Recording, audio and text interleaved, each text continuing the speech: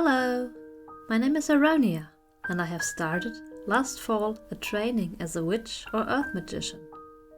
And if you are also interested in witchcraft and earth magic, then this video is just right for you, because I can show you here in this video a little bit what is done in the training.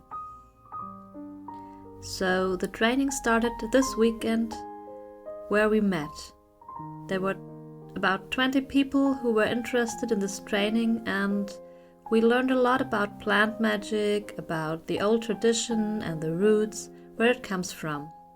And we celebrated a ritual together as the highlight of this weekend. And the great thing was, of course, that it also took place at a full moon.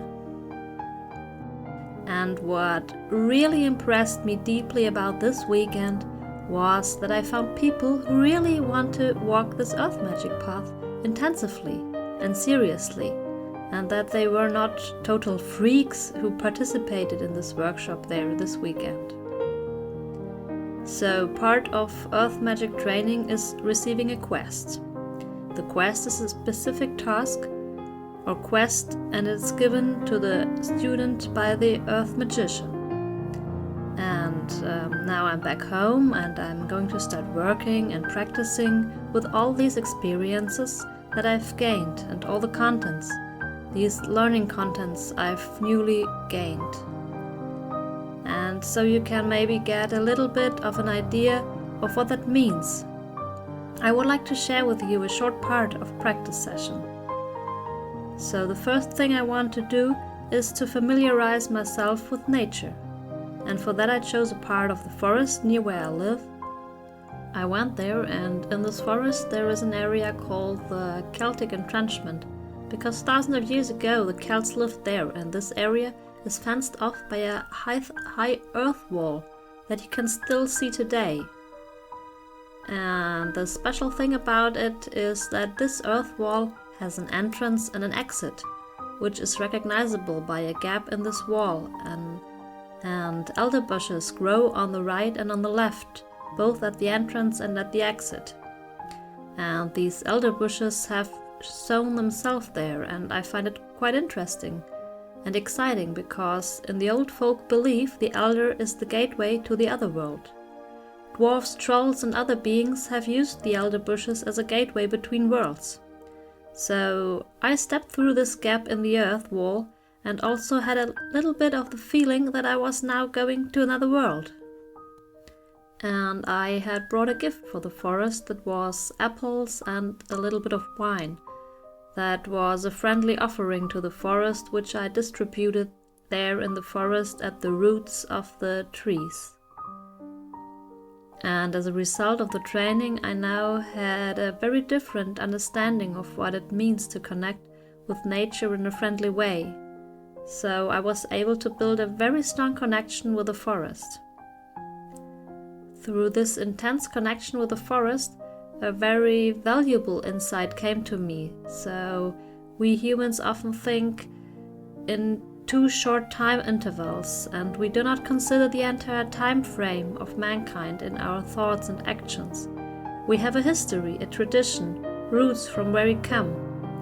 People who have gone the way before us and laid it out for us, who through their knowledge and experience have left us something on which we can build. We, on the other hand, have the responsibility to build something for the following generation to carry on and pave the way. So we shape the future with our lives and what we make of them. With this realization, I will go home now and I think about what I actually want to do with my life and what I want to leave to the generation that comes after me. Also, the energy of the elder bushes has fascinated me very much, and therefore I would like to do more practice here to connect with the elder, with these energies that are behind it. And also I would like to look at the myths that are with the elder. And finally, I have a few thoughts concerning the generations and the elder. So magical elements in medicine and everyday life were highly valued by our ancestors. For them, the world consisted of a mystery permeated by spiritual beings. and nature phenomena were the work of gods. We find much of this in old fairy tales and myths. Clear traces of this belief can also be found in the folk medicine. Many of today's Central European medical plants, however, were already known in the ancient Stone Age. They were mostly collected by women who were responsible for gathering roots and tubers and herbs. During Christianization, unfortunately, they were often burnt as witches for their knowledge. There are some plants to which very special powers are attributed. Among them is the elder. The elder can be poisonous or healing. The healing effect is manifold. The elder contains so many vitamins, minerals, has been shown to have anti-inflammatory effects and support detoxification.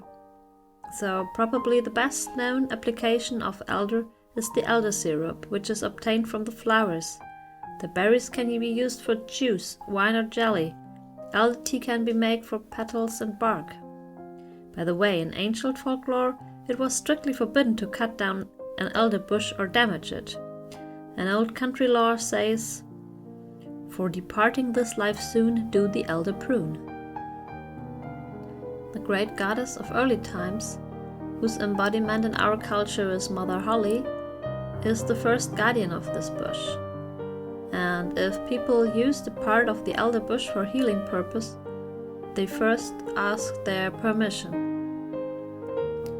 I hope I was able to give you a little insight into the training for earth magic, and if you liked it and you feel like it, you can always click into the following videos and get some inspiration to participate a little bit in the path of an earth magician. So, goodbye.